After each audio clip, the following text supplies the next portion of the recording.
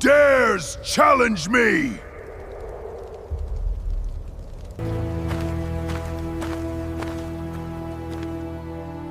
I challenge you.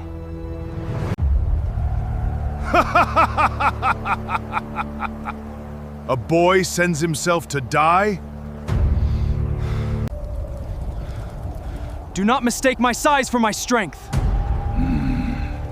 Your name, so I know who I'm about to kill.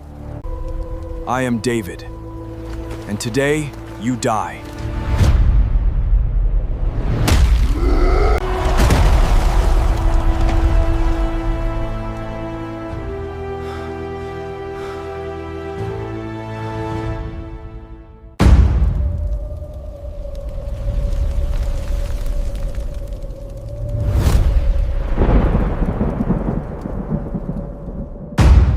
Goliath.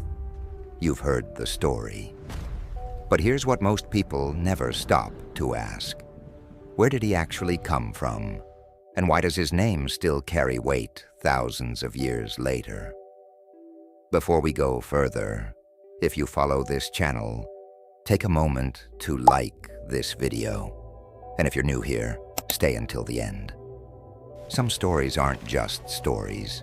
They're revelations waiting to be understood. The book of 1 Samuel doesn't present Goliath as simply a warrior.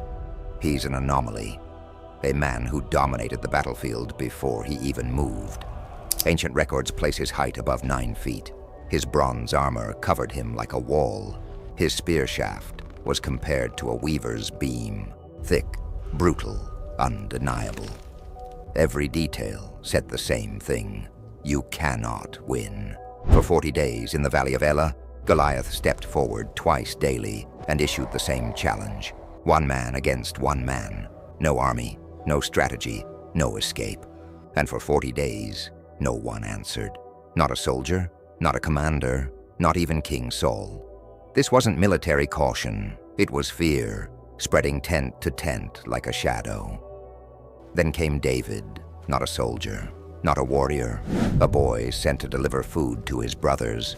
But when he heard Goliath's challenge, something in him refused to accept it. Not arrogance, conviction. He saw a man defying the God of Israel, and he could not let that stand. Saul tried to armor him the only way he knew how. David put it on, took a step, and stopped. That wasn't his battle to fight in someone else's armor. So he went down to the valley as himself, a staff, a sling, 5 stones from a nearby stream.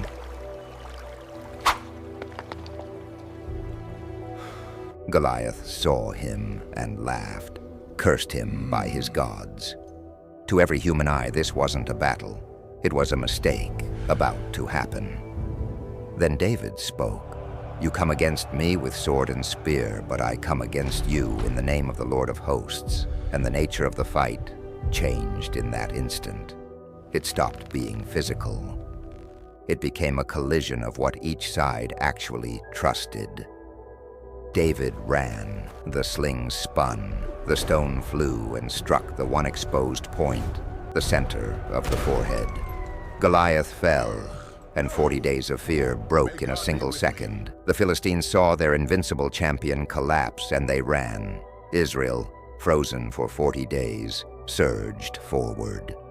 The victory wasn't just military, it was psychological, spiritual, total. But here's where the story deepens.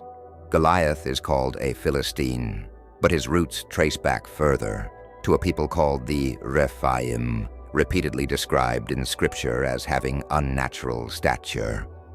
They surface again and again throughout the biblical record, before Israel's conquest, during it, after it, like fragments of something that never fully disappeared.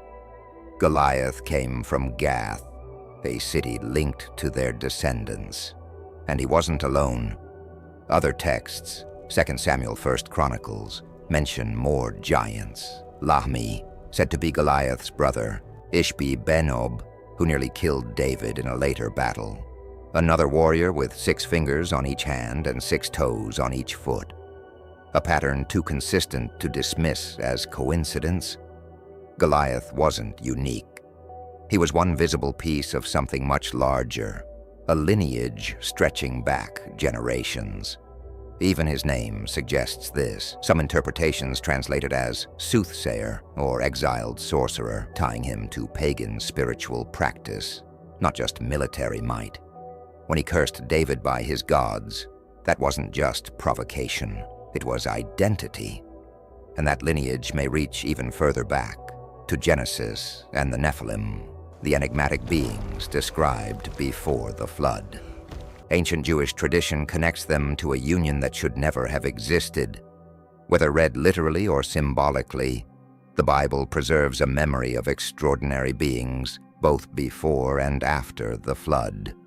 And the Rephaim are often understood as their later echo. Even his height carries this weight, though scholars disagree on the exact number.